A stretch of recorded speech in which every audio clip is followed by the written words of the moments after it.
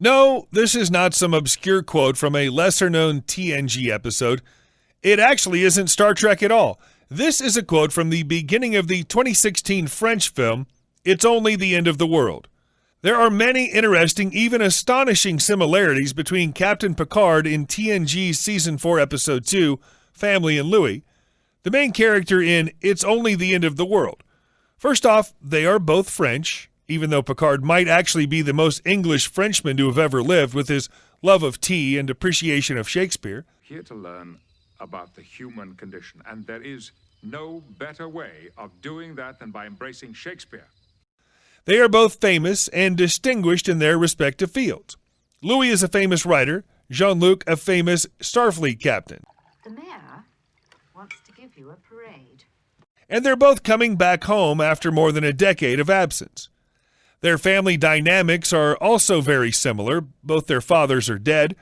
They also have an older brother who they see as kind of a surrogate father and who is resentful of their leaving the family, selfishly putting their own aspirations above their family's desires. Also, it's their sisters-in-law, non-blood relatives, who give them the warmest welcome back into the family.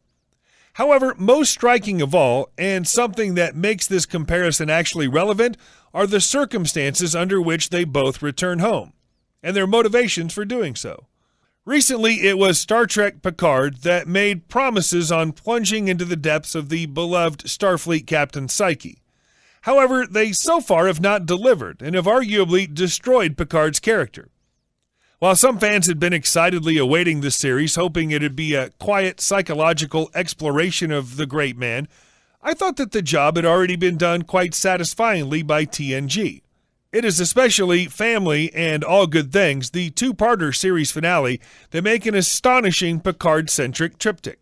In this video, I'll be concentrating on Family, my favorite of the three. In Dolan's movie, Louis returns home because he found out he is mortally ill and he wishes to announce his death to his family. The quote at the beginning reveals his hope that returning to his roots would again give him a sense of identity which he feels is threatened by death.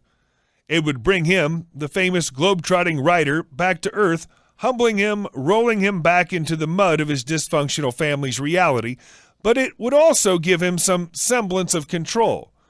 Picard's situation is very similar. His identity has been stripped away by the Borg. You don't know, Robert. You don't know. They took everything I was. And he basically returns home to again find out who he is.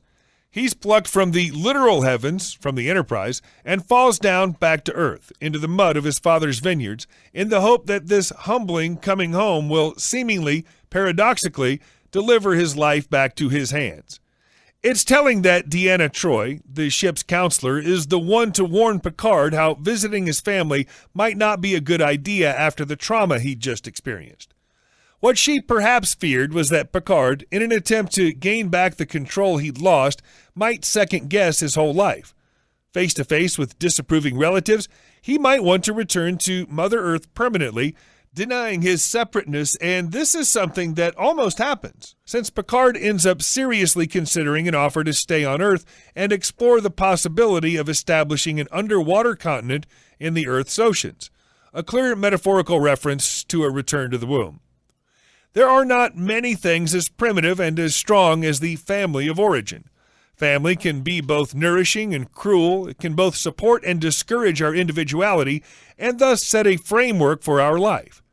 To separate, to individuate from the family of origin on the cusp of adulthood is crucial to a person's self-realization. However, a healthy family also provides a soft place to fall when life's cruelties get the better of us. Both Louis and Picard had achieved a healthy, timely individuation and returned to their families only in an hour of crisis when their world seemed bound to be destroyed, looking for a soft place to fall. Why did you come back, Jean-Luc? Did you come back because you wanted me to look after you again? Picard had almost destroyed Earth as Locutus, and Louis is suffering from a fatal illness, hinted to be AIDS. Their worlds almost getting destroyed is therefore clearly established as a consequence of their individuation and their life their families disapprove of. Picard's life as a Starfleet captain and Louis' life as a gay man. Both of them, because of their family's dysfunction, almost lose the separate identities they've spent their whole lives building, while trying to squeeze some comfort and understanding from their families. Picard seems to have succeeded in this, finally getting his brother to validate his pain, while Louis leaves his family, never telling them he's about to die. However, while Picard's story has a much happier conclusion, both these men have succeeded in retrieving their separate identities in the face of total obliteration. I think the king is but a man, as I am. The violet smells to him as it doth to me. In his nakedness he appears but a man. Therefore his fears, out of doubt, be of the same relish as ours are.